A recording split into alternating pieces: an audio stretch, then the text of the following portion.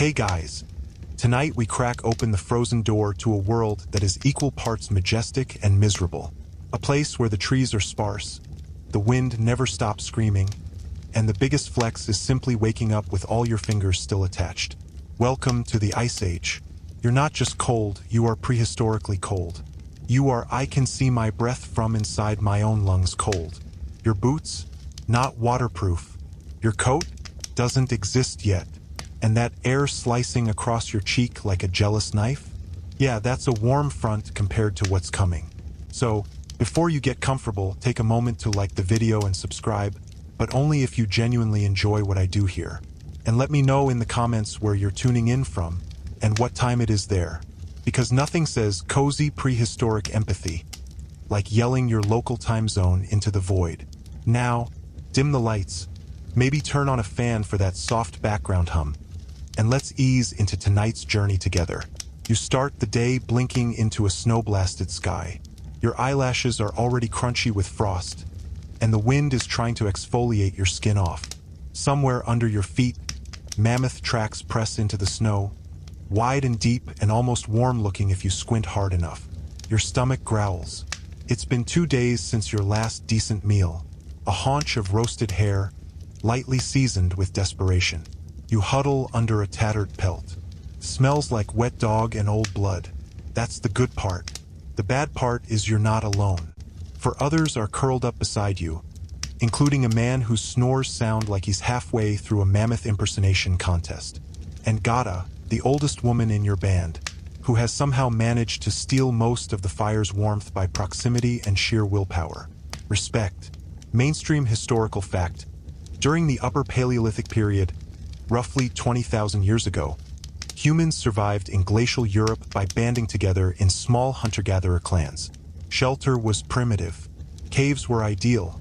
But if you couldn't find one, you got creative with mammoth bones, hide, and frostbitten prayers. Your breath fogs the air as you stagger upright. Step outside and you're immediately slapped by the wind. You blink back tears. Not emotional, just the icy breeze tenderly freezing your tear ducts shut. You scan the horizon for anything edible or flammable. You find a stick. That's your win for the morning. Quirky tidbit. In the Ice Age, even firewood was a luxury. In treeless tundras, dry dung from mammoths and reindeer often served as the primary fuel. So yes, you're collecting frozen poop. Congrats, survivalist. You chew a piece of dried meat that could legally qualify as a weapon. It's sinewy, blunt, possibly squirrel, possibly not.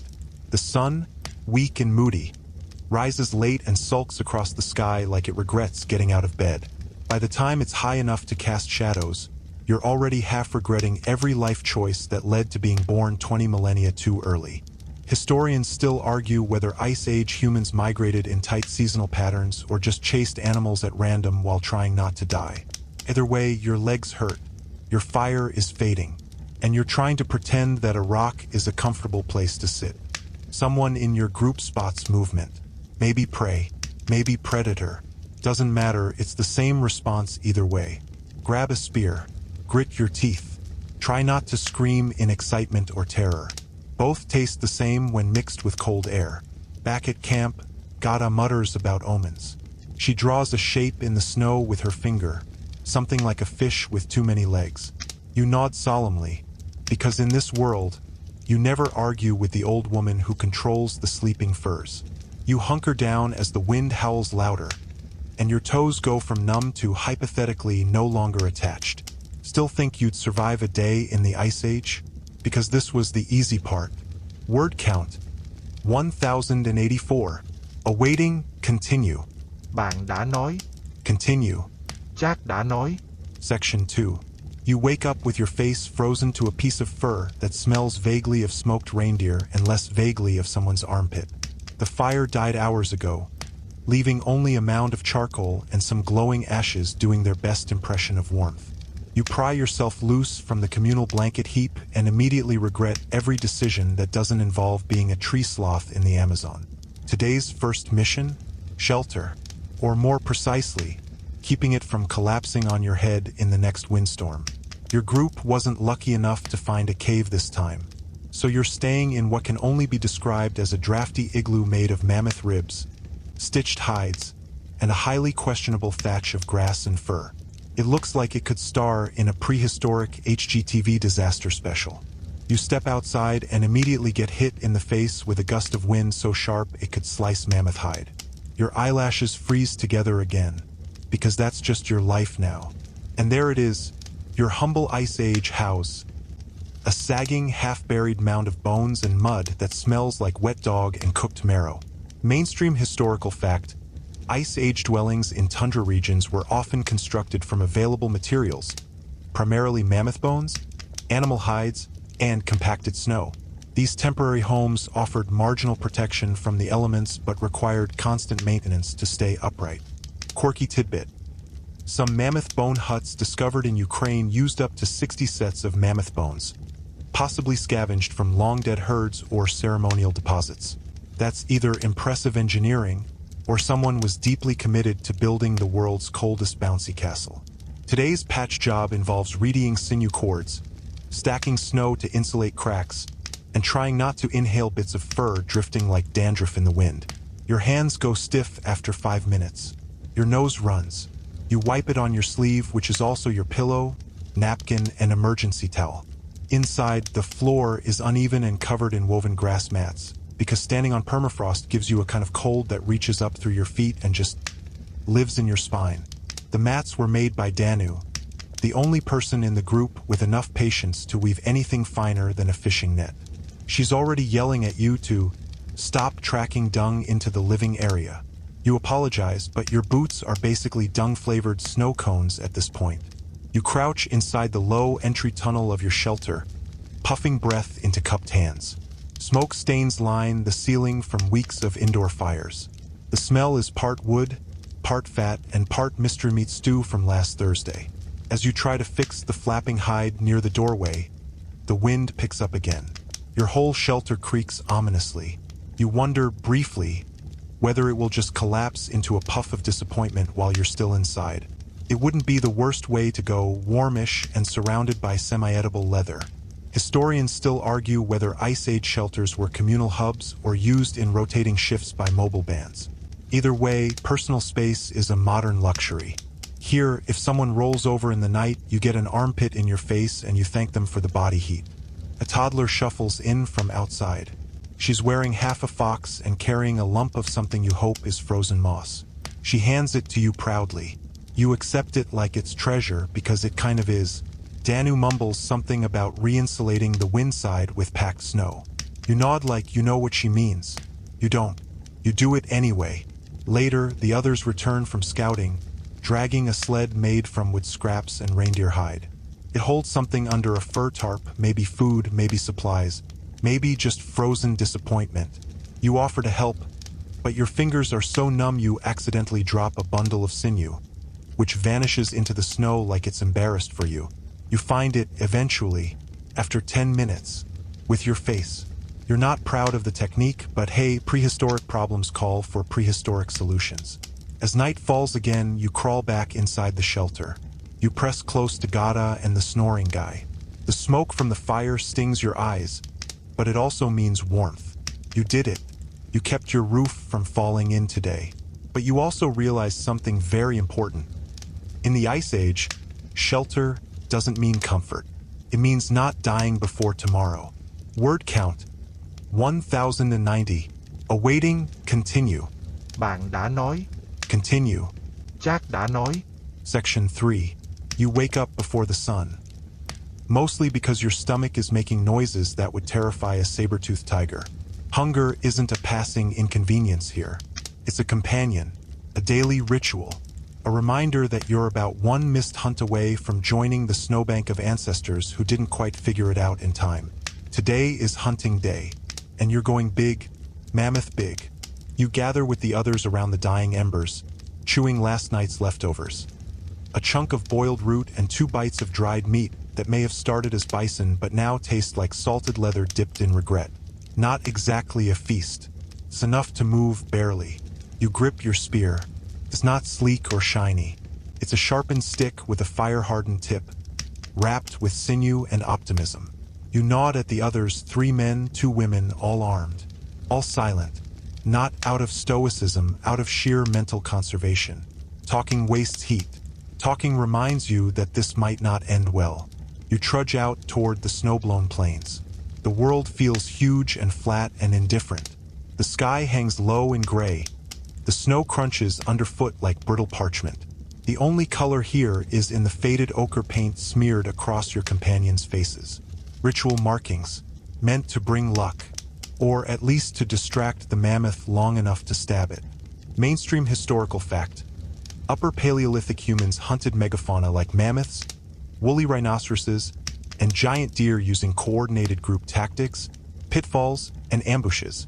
These were high-risk, high-reward efforts, often supplying food, bones, hide, and fat for weeks or months. You spot it, the mammoth, grazing on frosted shrubs near the riverbank. It looks majestic from a distance, enormous, woolly, almost friendly, until you get closer. Then you notice the size of its tusks, its bulk, the fact that if it sneezes wrong, 5 people could die. You fan out. You know the plan. Kind of. Drive it toward the ice patch. Surround it. Scare it. Confuse it. Stab fast. Stab often. And pray you don't end up with your head squashed like a melon in a fur hat. Quirky tidbit. Some researchers believe ancient humans may have used burning torches or loud noises, shouting, drumming, or even coordinated waving, to confuse and funnel prey into traps. So, yes, your ancestors invented yelling in groups long before sports fans perfected it. You rush in, heart pounding, snow flying, the mammoth bellows, a sound like a temple collapsing underwater. Your first spear hits its flank. It doesn't go deep, but it bleeds. The others move in like shadows. One is nearly gored but ducks behind a frozen bush. You throw again. Mississippi. That's fine. Totally fine. Nobody saw. The stumbles. Slips. You can almost smell the finish line. Raw blood and steaming breath and something ancient in your bones that screams.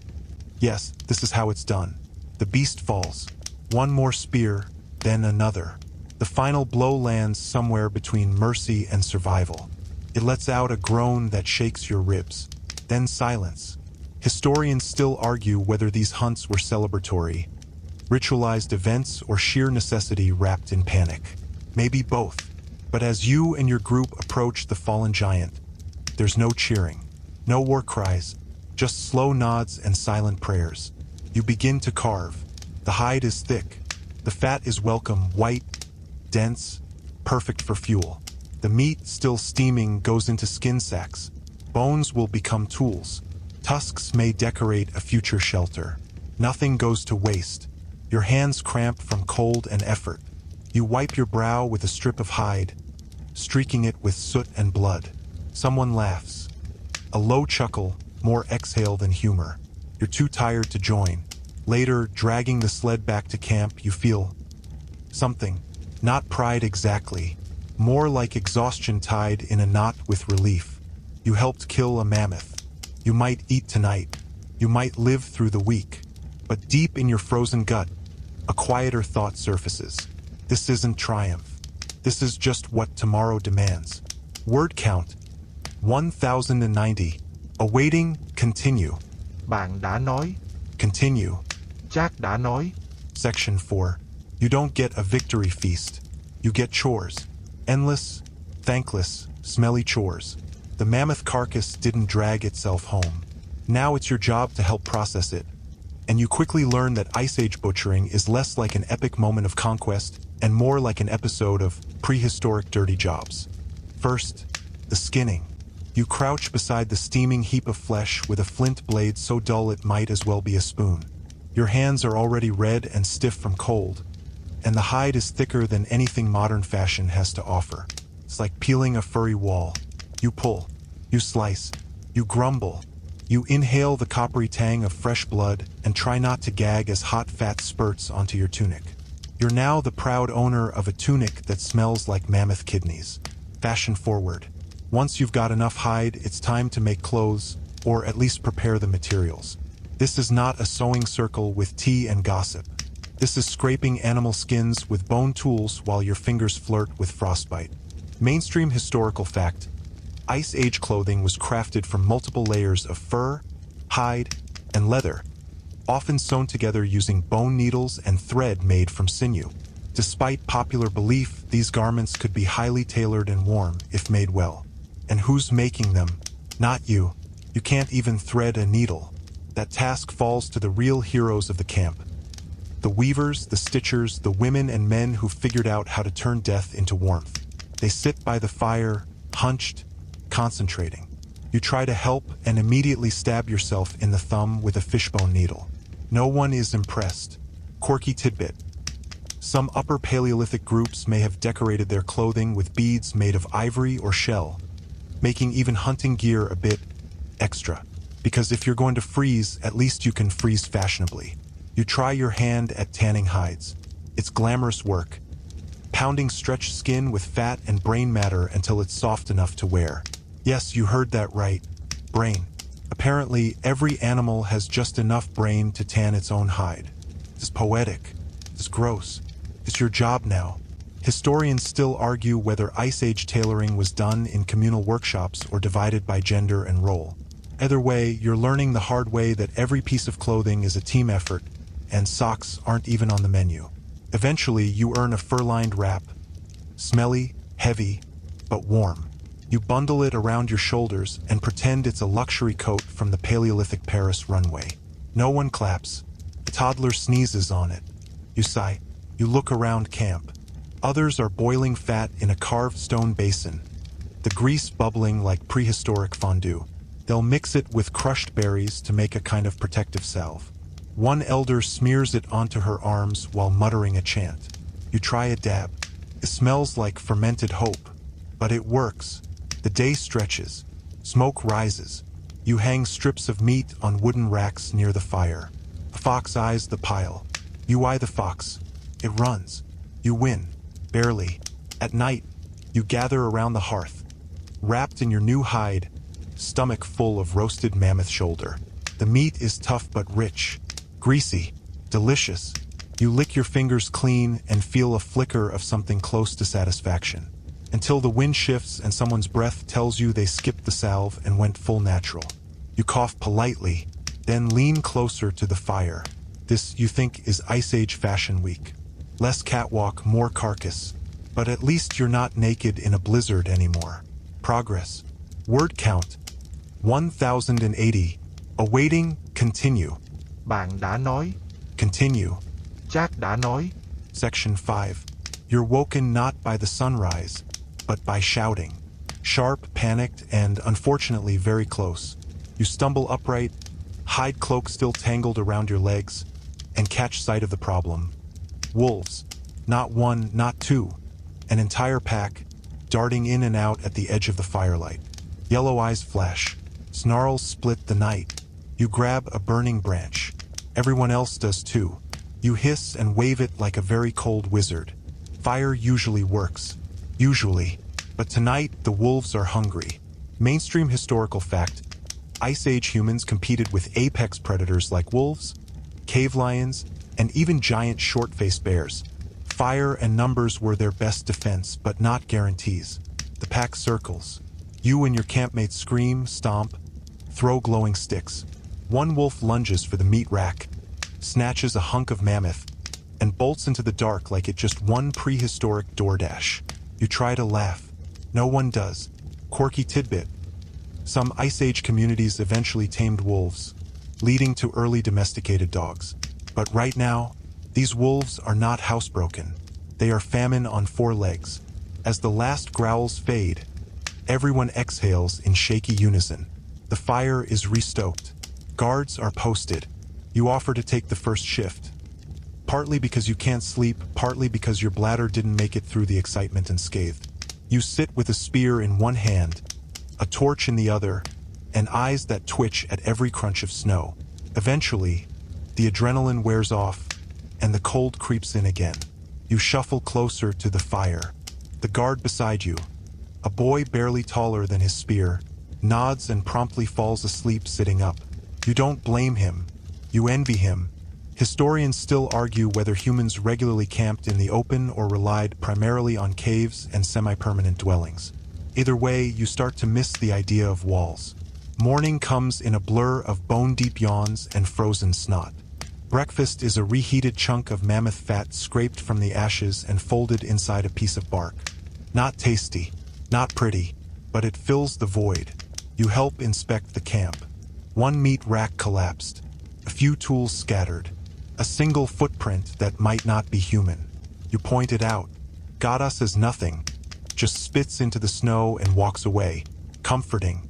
The day's task: rebuild what was broken and find something sweet to eat, if only to remind your brain it still exists. You join a small foraging party, trudging through drifts in search of frozen berries, tree bark, or the mythical honey cache that's probably guarded by angry Ice Age bees. You find a bush. The berries are shriveled, pale blue, and so sour they slap your tongue. Still, you gather them. Back at camp, someone mashes them into a mushy paste and adds it to a boiling pot of mammoth grease. You try a bite. It's edible. Barely. Later, you sit sharpening your spearhead on a chunk of flint, eyes half-lidded with fatigue. Across from you, a woman carves a pendant from bone. Spiraled, delicate, beautiful. You raise an eyebrow. She shrugs. Something to do. You nod. Art apparently has existed for longer than boredom. Quirky moment of the day. One of the toddlers sticks their foot in the grease pot. Screams. Everyone panics. The fire's doused in the chaos. Smoke fills the camp. You end up outside again, wondering if mammoth grease is flammable. Answer: kind of. The fire's rekindled. The toddler is fine. Slightly crispy, definitely louder now. You collapse near the hearth and dream of warm stone, closed doors, and a world where you don't share every waking moment with your enemies, your food, and the people you hope aren't both. But you made it through the night. Again. Barely. Word count: 1088. Awaiting, continue. Bạn đã nói. Continue. Jack đã nói. Section 6. You wake to something strange, quiet. No coughing, no crying, no crackling fire. Just the sound of snow shifting gently across hide walls and the rhythmic thump-thump of your own heartbeat reminding you that yes, unfortunately, you're still here. The camp is subdued today. Not in mourning exactly, but in pause. The hunt was a success. The wolves were, mostly, repelled. And now, for a precious blink in time, no one is bleeding, starving, or sprinting from predators. That means you have time for the one thing you've been dreading. Chores that don't involve immediate survival. Today, you learn about Ice Age dental care. Or more accurately, the lack thereof. Your tooth hurts. A dull, pulsing throb that started 3 days ago and has now bloomed into something louder than a mammoth's bellow. You mention it to an elder. She nods solemnly and hands you a twig. You stare at it. She motions, chew the end. Make bristles. Rub. You do. Tastes like moss and regret. Mainstream historical fact. Early humans practiced basic dental hygiene by chewing fibrous twigs, using abrasive powders, or rinsing with salt water. Some skulls show signs of drilled teeth and primitive fillings. But none of that is comforting when your molar feels like it's trying to escape your jaw. Later, another woman offers a salve made of crushed mint and ash. You rub it on. It burns. Not in the fun peppermint way, more in the you've made it worse kind of way. But eventually, the pain dulls into background noise. You count that as a win. You help Gada make new spears. Or rather, you hold sticks while she barks instructions and expertly lashes flint heads with tendon. She's gruff but competent. You wish she'd adopt you, or at least trade your aching tooth for a less painful body part. Quirky tidbit. Some Ice Age graves include tools placed in the hands of the deceased, perhaps a way to equip them for the afterlife, or just a practical send-off gift in case the mammoth spirits are hiring. By midday, your tooth has calmed enough that you join a group repairing a snow shelter. It's a dome-shaped heap of packed snow and hide, surprisingly cozy inside. You crawl in, tuck in the furs, and marvel at how it muffles sound. You nap for 12 glorious minutes before a child falls on the roof and it partially caves in. Historians still argue whether snow shelters like igloo precursors were common across Paleolithic Eurasia or localized to Arctic-adapted communities. Either way, yours needs work. You dig out the wall, swearing softly, and earn a small laugh from a boy nearby. He's whittling a tiny reindeer from bone. You raise an eyebrow. He shrugs. "For the spirits," he says. You don't ask which ones. Dinner is quieter than usual. Meat, root mash, a few scraps of dried fish that taste like smoked leather. Someone tells a story about a woman who married a bear. Someone else insists the bear talked. Another snorts and says the bear was probably just a man in fur. The debate devolves into laughter. Then Gada leans in and mutters, "Once, I saw a man wear a wolf skull and howl till dawn. No one challenged him. He got the best hides that winter." You chew slowly. Make a mental note. Invest in headwear. Before bed, you catch your reflection in a sheet of ice by the river. Your face is cracked-lipped, your teeth yellowing, your eyes alert but rimmed with fatigue. You lean closer, smile faintly, tooth still aches, but you're here, still warm, still alive. You whisper, "Take that, Ice Age," and trudge back to camp. Word count, 1085. Awaiting, continue. Bạn đã nói. Continue. Jack đã nói. Section 7. You don't dream. Or maybe you do, but it's just cold and fog and the vague memory of chewing something rubbery that might have been mammoth tongue. The next day begins with a ritual. Not a dramatic, flaming sword, chanting in a circle ritual.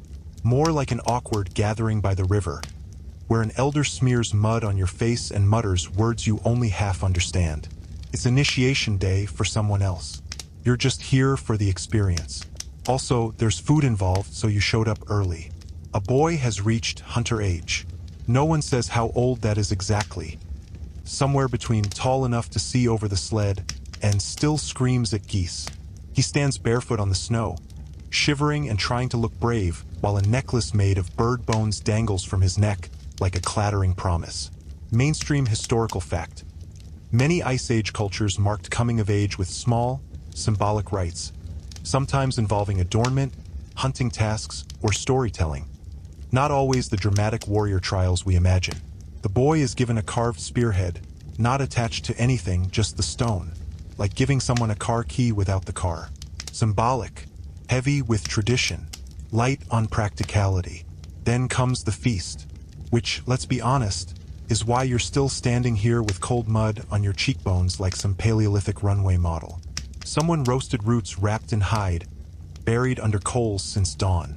Someone else cracked open marrow bones with a rock and is passing around a greasy shard like a very grim popsicle. You accept yours with grace. It's indescribable. Warm, fatty, slightly gritty, but deeply satisfying like the Ice Age version of comfort food. Quirky tidbit. Some ancient burials contain elaborate jewelry or painted bones suggesting that even early humans valued aesthetic expression. Your camp's bone necklaces, face paints, and dyed furs seem to prove it. You notice that two young women have painted their lips with a mixture of crushed berries and ash. It's not subtle. One glances your way. You choke slightly on your marrow. Gada snorts and pats your back. "That's the spirit," she mutters. The ceremony ends with a story. An old man speaks in low tones as everyone sits by the fire, wrapped in hides and silence. It's about the sun falling in love with the moon and how their longing shaped the seasons. Historians still argue whether Ice Age myths were passed down with fixed structure or adapted each time to suit the moment. But this version ends with a wistful sigh and a pile of steaming dung added to the fire, because romance needs warmth, apparently. As the fire crackles and people drift to their shelters, you linger a moment. You stare at the stars. No cities. No noise. Just darkness and glittering cold. You feel the tiniest flicker of awe, and then a snowflake lands in your eye and the moment is ruined. You crawl back into the hide tent, burp softly from too much marrow, and curl beside a pile of furs that might be Gada or a very still goat. Either way, it's warm. The ritual is done. The fire still burns. You made it through another Ice Age day. Barely. Word count, 1070. Awaiting, continue. Bạn đã nói. Continue. Jack đã nói. Section 8. You wake to the sound of crunching snow and low voices. Not panic. Not wolves. Just a group heading out early, before the sun, before the frost has even considered melting. It's a trading day. Yes, trading. Because even in the Ice Age, people wanted things they didn't have. Tools, food, shells from hundreds of miles away, ochre that sparkled, gossip. You tag along mostly because someone mentioned dried fruit, and you haven't had anything sweet since. Ever. Your boots crunch softly as you walk behind the group, your breath fogging in pale clouds. Overhead, the sky is just starting to blush, a faint pink streak across endless gray. Mainstream historical fact. Ice Age humans established widespread trade networks, exchanging stone, pigments, shells, and crafted goods across vast regions. Some materials traveled over 300 miles from their origins. Your group carries deer hide bundles, flint knives, a mammoth tusk carved with spirals, and what looks suspiciously like a homemade flute. The leader, an older man with 6 fingers on one hand and no visible sense of humor, says nothing. He just walks. Fast. You pass frost-covered trees, half-frozen rivers, and a rock outcrop covered in mysterious handprints. You add yours, because you can. Gata rolls her eyes but doesn't stop you. After hours, you arrive at the meeting place, a half-sheltered cliff with soot-blackened walls and the smell of smoked meat in the air. Another group is already there. You eye their goods, they eye yours, and just like that, the world expands. Quirky tidbit. Archaeologists have found Ice Age beads made from exotic seashells hundreds of miles inland, proving not only trade but also a prehistoric sense of drip. A woman your age offers you a carved pendant in exchange for a sharpened antler awl. You don't even own the awl. Gata does. But you barter with charm and an extra piece of dried fish. Somehow you succeed. You now own a pendant shaped like a bear's paw. You're not sure what it means, but you feel at least 10% more powerful. As the trading continues, there's chatter, mostly in gestures, mixed dialects, and the universal language of eyebrow raises. One man demonstrates how his bone hook works by pretending to catch a giant fish. Another responds by miming being eaten by it. Everyone laughs. You try some of the other group's food. There's dried berries, thin bark soaked in honey, and something like frozen mushroom jerky. You pretend to like it. You're not sure your stomach agrees. Then someone brings out the good stuff. Obsidian. Sharp, smooth, glinting black rock. One flake can slice through hide like warm tallow. It draws a crowd like an iPhone launch in the Paleolithic. Historians still argue whether obsidian was considered sacred or simply practical, but the reverence in the crowd suggests a little of both. Your group trades one of your best spears for 2 obsidian blades and a net woven from something that feels like dream hair. You don't ask questions. As dusk falls, both parties begin to part ways. There are no goodbyes, just nods, smiles. One last trade. A child swaps a carved bird for a lump of red ochre, and then it's time to return. You walk back full-bellied, slightly richer, and oddly proud. Not just because of your new bear pendant, but because for one frozen, slippery afternoon, you were part of something bigger than mere survival. You were part of a society. Primitive? Maybe. But also connected, expressive, even fashionable in a deeply itchy mammoth fur kind of way. The stars are out again as you approach camp. Gata grunts approval when she sees the obsidian. Then she sees your pendant. That's a bear's paw, she says. You better start walking like one. You try, trip over your own foot, but the pendant glints in the firelight anyway. Word count, 1093. Awaiting, continue. Bạn đã nói. Continue. Jack đã nói. Section 9. You're still sore from the trading trek, but sore in a good way, like you've earned every bruise and blister. The bear's paw pendant swings against your chest as you stretch awake, and for once, the cold doesn't feel like an enemy. Feels like a setting. You're the reluctant protagonist in a never-ending frostbitten epic. Today's not for journeys, though. It's a making day. You're tasked with helping construct new sleds. Or, as you quickly discover, helping mostly means not ruining the sinew bindings.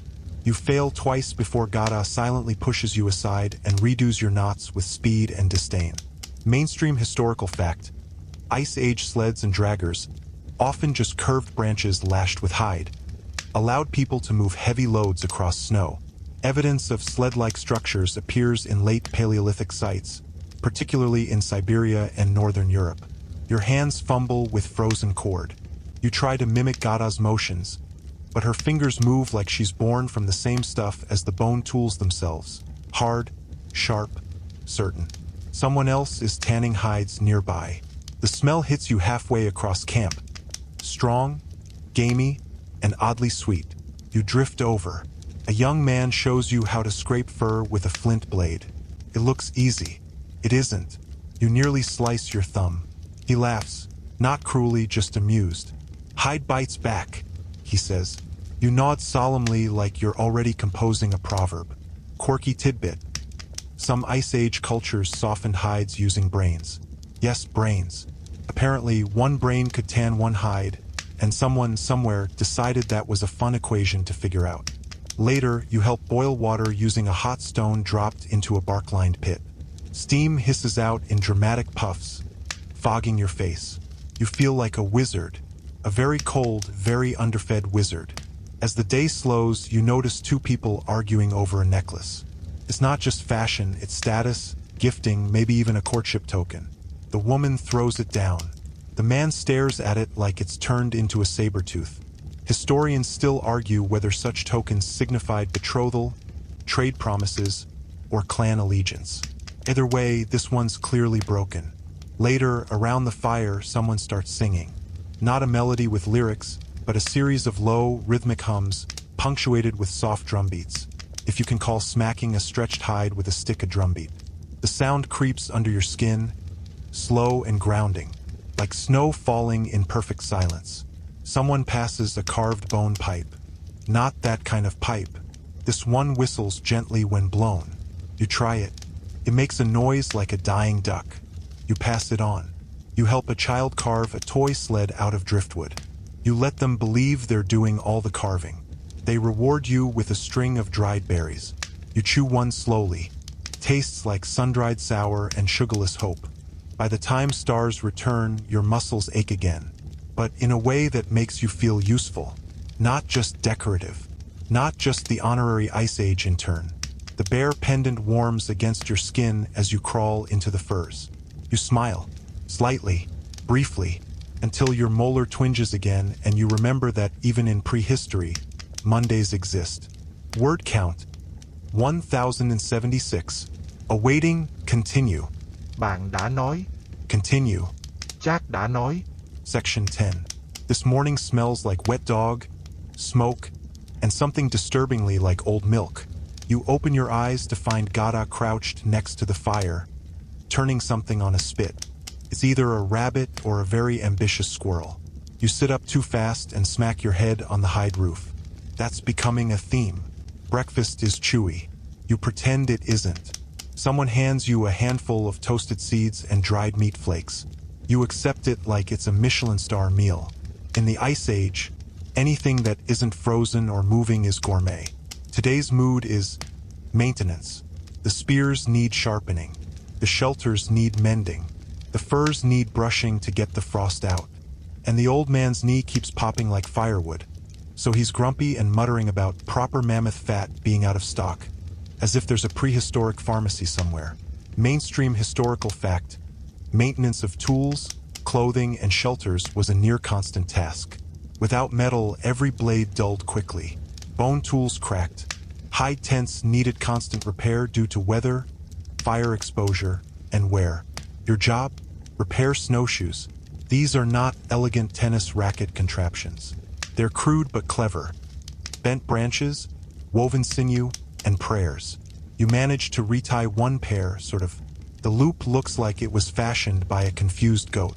Still, when Gada tests it on snow, it doesn't collapse. Progress. Then someone yells. Not fear, more like alarmed annoyance. A section of the main shelter has caved in slightly. Snow soaked the hide fastenings. A beam cracked. You rush over to help. You dig with your hands, your spear handle, your dignity. The snow gives slowly. Inside, a pile of furs trembles, then moves. A child emerges, coughing but fine.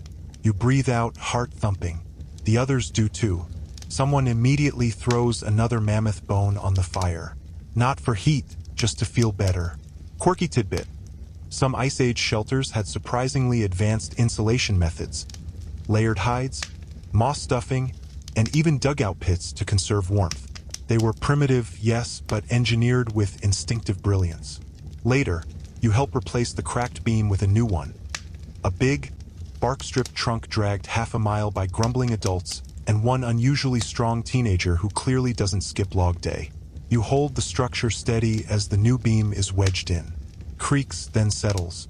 A cheer goes up, not loud but satisfying, like winning a snowball fight against winter itself. Historians still argue whether Ice Age groups used consistent architectural plans or improvised per site. Judging by today's teamwork and argument volume, both seem plausible. By afternoon, the sun breaks through, briefly warming your neck as you sit and drink bark tea. Bitterness with a hint of sap. You sip slowly, savoring the steam. Around you, the camp starts to hum again. People gut fish, scrape hides, twist sinew into thread. One woman sings as she works. You don't understand the words, but the rhythm is enough to make your hands move with hers. You glance up and realize this is the most relaxed anyone's been in days. Which, of course, is when someone spots smoke on the horizon. Not from your fire, from another. Your stomach drops. Another group? A wandering animal hunter? A threat? No one knows. Everyone stiffens. The mood shifts like a gust of wind through the shelter. You're not sure what scares you more, the smoke or the silence that follows. Word count, 1083. Awaiting, continue. Bạn đã nói. Continue. Jack đã nói. Section 11. You stand perfectly still, staring at the thin column of smoke twisting up from behind the tree line. It's not a towering pillar, nothing dramatic. Just a faint gray thread, far enough to be maybe harmless, or maybe headed your way. No one speaks. Even the dogs, if you can call those shaggy, suspiciously wolf-adjacent creatures dogs, have gone quiet. Gada steps forward, squinting into the cold light. She tilts her head, sniffs, like smoke has flavor and she can taste the mood on the wind. Then she mutters one word you don't know, but it makes 3 people grab spears. Mainstream historical fact. Territorial conflicts between Ice Age human groups were not common, but they did happen. Competing over resources, hunting ground boundaries, or even social slights could escalate, though evidence suggests avoidance was usually preferred. Still, someone's going to have to check. Gada chooses you. Apparently, being the smallest means you're the fastest, or the most expendable. Either way, lucky you. They strap a flint blade to your side, hand you a bone whistle, and point you toward the forest. You head out alone, feet crunching lightly over the crusted snow, stomach doing flips. Every squirrel twitch looks like a spearhead. Every wind-tossed branch sounds like breathing. As you creep through the trees, you start to hum. Not for bravery, just to keep your teeth from chattering. You crest a small rise and peer down. A camp, but it's not an enemy. It's familiar. You see their hides, their colors. A pair of elders from the other trading party. They're huddled over a fire with 2 young hunters, one of whom is awkwardly dragging a half-butchered boar. Relief crashes through you like sunlight. You almost laugh. Quirky tidbit. Some Ice Age hunting groups use smoke as a signal, both as "we're here" and "don't shoot." Certain camps were even marked by deliberately stacked ash piles for distant recognition. You ease closer, make a soft chirp with the bone whistle. They spot you. Recognition dawns. Smiles. Someone waves. Apparently, the boar hunt took longer than planned, and they decided not to trudge back until the cold eased. So they camped nearby. The smoke was just dinner. You walk back to your own camp like a hero returning from battle, even though all you did was panic and spy on people cooking pork. Still, when Gada hears the news, she grunts approval. That's basically a standing ovation. The tension lifts. The fire crackles again. Someone resumes carving a bone flute. Historians still argue whether Ice Age diplomacy involved complex negotiations or simple silent rules like, if we wave and you wave back, we're friends. Either way, it worked today. That night, the two camps join for food. You all crowd into the main shelter. Meat roasts, tea steams. Laughter bubbles up like a spring thaw. A young hunter from the other group sits beside you. They gesture to your pendant and raise an eyebrow. You offer it for inspection. They nod approvingly. Then they hand you a strip of boar fat, crisped over fire. You chew it slowly. It melts on your tongue. It's the richest thing you've ever tasted. The kind of richness that says, you're not just surviving tonight. You're living it. Word count, 1070. Awaiting, continue. Bạn đã nói. Continue. Jack đã nói. Section 12. You wake to the sound of snoring. Not your own, thankfully, and the unmistakable rustle of someone trying to sneak out of the shelter without making a scene. You crack one eye open and spot the young hunter from last night tiptoeing out into the dawn, clutching something suspiciously round and meat-scented. Apparently, friendship doesn't exclude low-level theft. Outside, frost glitters across the packed snow like crushed glass. You wrap your cloak tight and follow the quiet hum of morning chores. It's a shared camp day, which means double the people and triple the chaos. One group's boiling fish bones for glue, another's dyeing cloth with lichens. You catch a whiff of something pungent, earthy, and just slightly wrong. Someone's making fermented berries again. You make a mental note to stay far, far away. Mainstream historical fact. Evidence from Ice Age sites suggests that early humans fermented fruits and even dairy using natural yeasts, potentially producing mildly alcoholic drinks or preserved food pastes. Your first task? Mending the fur blankets. A noble and thankless job. You sit beside a quiet elder who hums tunelessly as she threads sinew through softened hide. Her hands move with confidence born of centuries. Yours, however, cramp after 5 stitches. You pause to flex your fingers and catch her watching you with a smirk. She hands you a smoother bone needle, child-sized, and keeps humming. Someone else calls for help at the fire pit. A log has collapsed, spilling embers too close to the fresh hides. You scramble over with a carved paddle, flinging snow to smother the sparks. Crisis averted. Barely. Quirky tidbit. Some Ice Age fires were maintained underground with heated stones and ash layering, like ancient slow cookers and emergency heaters rolled into one. Later, the hunter who snuck out returns with rabbit. Fresh kill, clean shot, still steaming. He tosses it at your feet with a half smile as if to say, I only stole breakfast, not your dignity. You help gut and clean it. The smell is coppery and sharp. The knife is flint and cruel. Your hands shake, but you don't gag this time. Progress. As the sun reaches its highest point, which is not saying much in an ice age, you help the kids build a snow ramp. Not for anything useful, just for sliding. Laughter fills the air as they launch themselves down it with reckless joy, shrieking and tumbling. You try once. Land face first. Gain nothing but snow in your nostrils and the admiration of a 3-year-old. Historians still argue whether leisure time was common among Ice Age groups, or simply rare moments of downtime stolen between survival tasks. But judging by the squeals and snowball fights, fun is clearly a native instinct. The hunter returns again. This time he has a crude bone comb. He gestures at your head, raises one eyebrow. You flinch.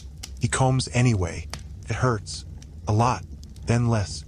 Then oddly nice. You sit still, eyes half-lidded, letting him pick knots out of your wind-destroyed hair while the fire crackles and the smell of roasting rabbit fills the air. At some point, you realize no one's talking about tomorrow. Not because there's no plan, but because tonight still matters more. And in the Ice Age, that's a miracle all its own. Word count, 1087. Awaiting, continue. Bạn đã nói. Continue. Jack đã nói. Section 13. You dream of green things. You don't remember what they are exactly, just that they grow and they're soft and they don't crunch when you walk on them. In your sleep, you stretch your toes through imaginary moss, and for a second, it feels like spring. Then you wake up and it's still the Ice Age. Your breath clouds the air. Someone's boot is in your face. and your shoulders numb from sleeping on a rib bone again. Outside, it's a different kind of cold. Still biting, but gentler. The sky's gone from pewter to pale eggshell, and there's birdsong. Actual birdsong. Not a warning shriek, but something that flutters and chirps like a promise. Mainstream historical fact. Late winter into early spring was often the hardest time for Ice Age communities. Food stores were nearly depleted, animals hadn't fully returned, and the weather was unpredictably cruel. Still, there's movement in the camp. During a shift. Today, it's time to migrate. You pack in silence. Everything collapses into bundles. Hides, fire tools, stone scrapers, bone utensils, children. It's a clattering, lumpy parade of exhaustion. Someone fits you with a crude harness and ties one end of the travois to your waist. Great, you're the mule today.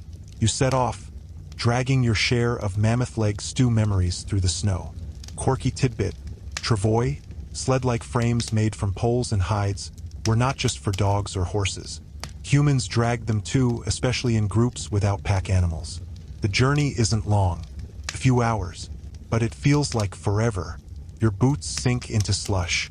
Your breath hitches with every incline.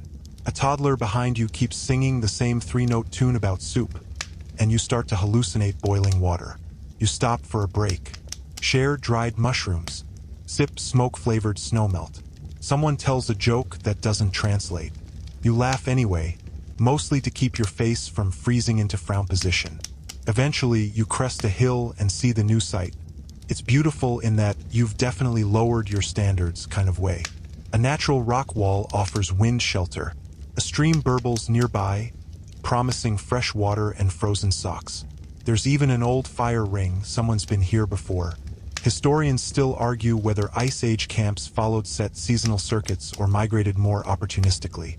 Based on the fire ring and the familiar moss-covered boulder, this looks like a favorite haunt. The adults set up the main shelter again. Kids throw snow at each other. You and the hunter scout for firewood. He's quiet today. Then suddenly he stops. He lifts a finger. Points. Tracks. Deer. Maybe boar. You both freeze. Then you move together like you've practiced. Which you haven't. But it works. You circle wide.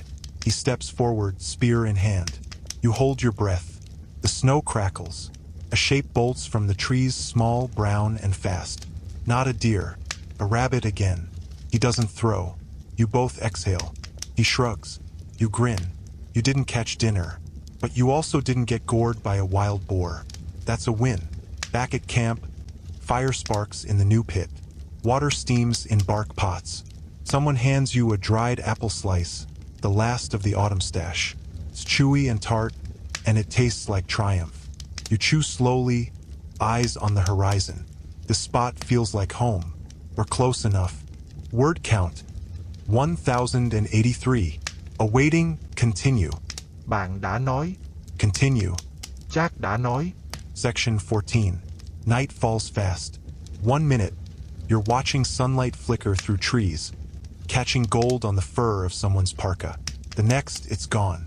Swallowed whole by blue shadows and a sudden drop in temperature that seems personal. You help stack frozen moss blocks around the windbreak. It's fiddly work. Wet gloves, stiff fingers, a nose that won't stop dripping, but it beats sitting still.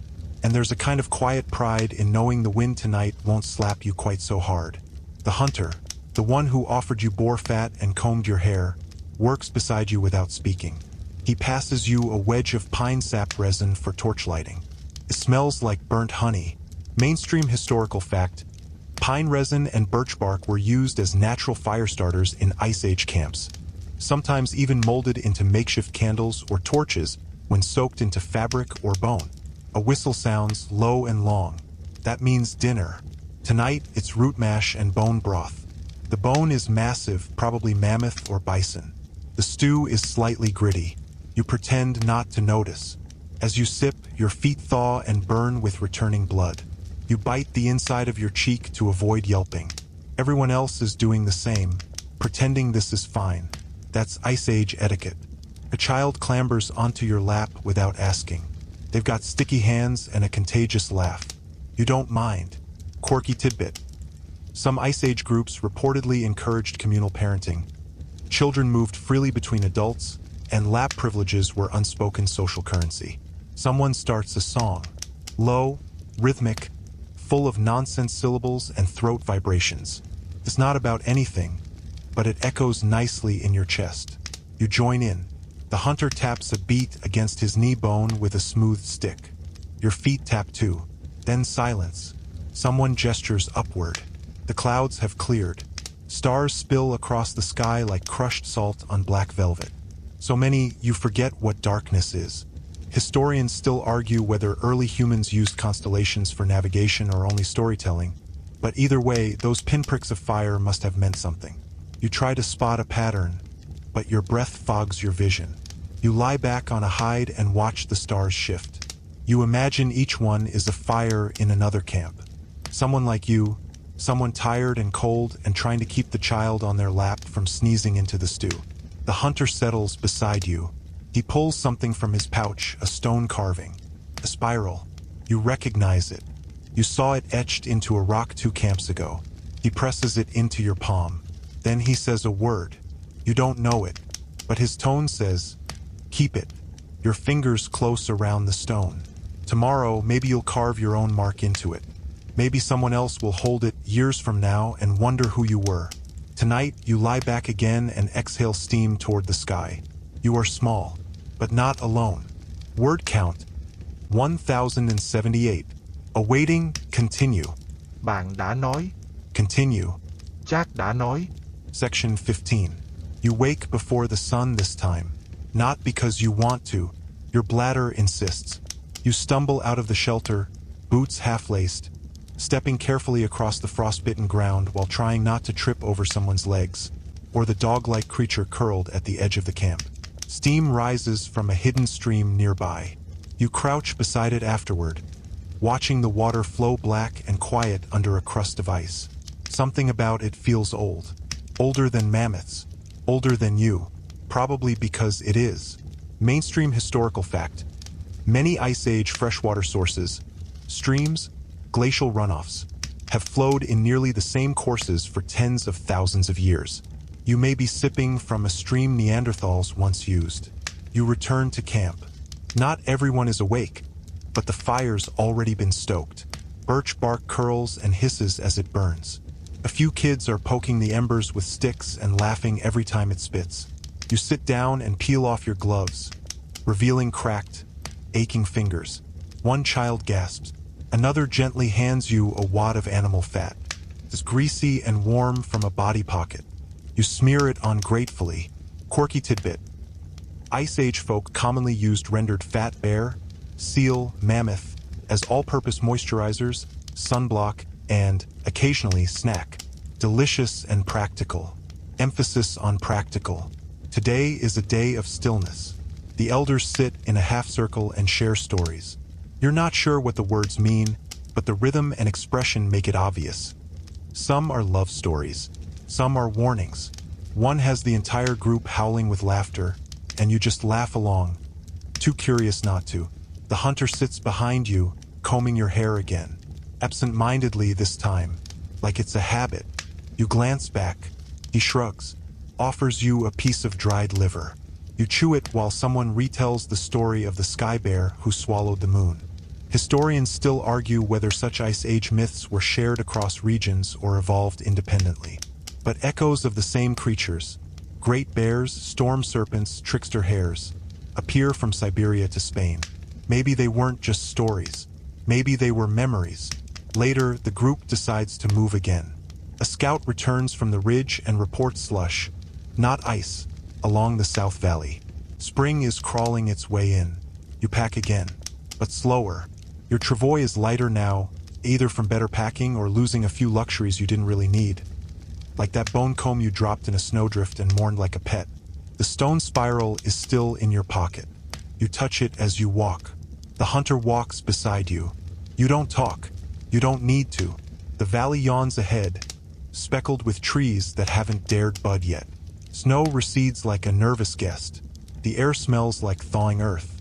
You follow the others down the ridge, dragging your share, your bones tired but your heart, well, still beating. still curious. And after everything, after soup songs and rabbit guts, blisters and lice, and 1,000 reasons not to keep going, you realize you made it. You survived the Ice Age. Barely. Word count: 1,081. Wind down: approximate 300 words. Now the fire is low. Its glow flickers across the hide walls and dances in the hollow of your palm, where the stone spiral still rests. You trace its edges slowly, feeling each curve as if it could tell your fortune, or maybe just remind you that you've been here, that you mattered. The camp around you has gone quiet. Only soft breathing and the gentle sigh of wind through pine boughs breaks the silence. Somewhere outside, something rustles, but it doesn't startle you. Not now. Not after all this. Your body aches, but in the soft, satisfied way that means you've worked, endured, and earned your sleep. You lie down beside the fire, pull your cloak tight, and listen. Not for danger, just for the rhythm of life around you. The baby snoring in someone's lap. The coals ticking as they collapse inward. The hunter's slow exhale behind you. The creak of hide above, shifting with the wind. You close your eyes. Let the dark wrap around you like wool. Let the cold stay outside your dreams. Let the stars turn silently overhead. You made it through one Ice Age night. That's enough for now. Sleep, time traveler. Sleep.